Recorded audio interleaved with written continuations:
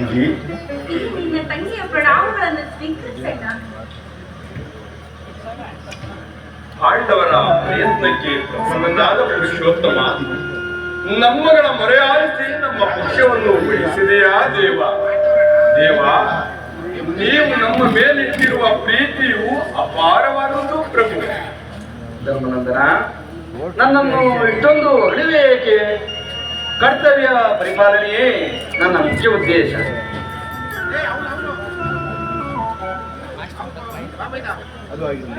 ಅದು ಆಗಿರಲಿ, ತಮಗೆ ಸಲ್ಲಬೇಕಾದ ಅರ್ಧದ ರಾಜ್ಯ ವಿಚಾರದಲ್ಲಿ ಯಾವ ನಿರ್ಧಾರವನ್ನು ಕೈಗೊಂಡಿರುವೆ ಧರ್ಮನಂದನ? ಪರಮಾತ್ಮ, ಅಸ್ಥಿರವಾದ ರಾಜ್ಯದಾಸೆಗಾಗಿ ಸಕಲ ಬಂಧು ಬಾಂಧವರನ್ನು ಕಳೆದುಕೊಳ್ಳುವುದರಿಂದ ಪ್ರಯೋಜನವೇನೋ ದೇವ.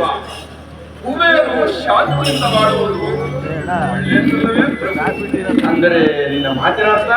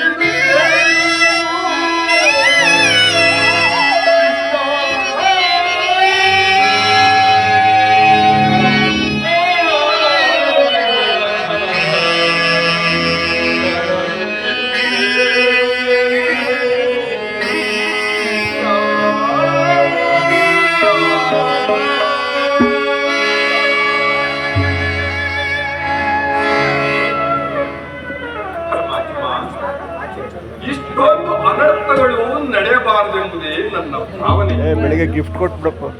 ಅಸ್ಥಿರವಾದ ರಾಜ್ಯದಾಸೆಗಾಗಿ ಸಕಲ ಬಂಧು ಬಾಂಧವ ಪ್ರಜಾಕೋಟಿಯನ್ನು ಯುದ್ಧವೆಂಬ ಹೆಮ್ಮಾರಿಯ ಬಾಯಿಗೆ ತುತ್ತಾಗಿಸಿ ಕಲುಷಿತೆಯಾದ ಭರತ ಭೂಮಾತೆಯ ಶಿರದಲ್ಲಿ ಹೆಪ್ಪುಗಟ್ಟಿದ ರಕ್ತದ ಕಣಗಳನ್ನು ಹಲಾವ ಜಲದಿಂದ ತೊಳೆದು ಪವಿತ್ರಗೊಳಿಸಲಿ.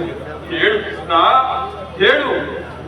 ಆದ್ದರಿಂದ ನೀನು ನಮ್ಮ ಸಂಧಾನಿಯಾಗಿ ಆ ದುರ್ಯೋಧನನ ಬಳಿಗೆ ಹೋಗಿ ಶಾಂತಿ ಸಂಧಾನಕ್ಕೆ ಪ್ರಯತ್ನಿಸುವಂತೆ ಮಾಡುವುದಿಲ್ಲ.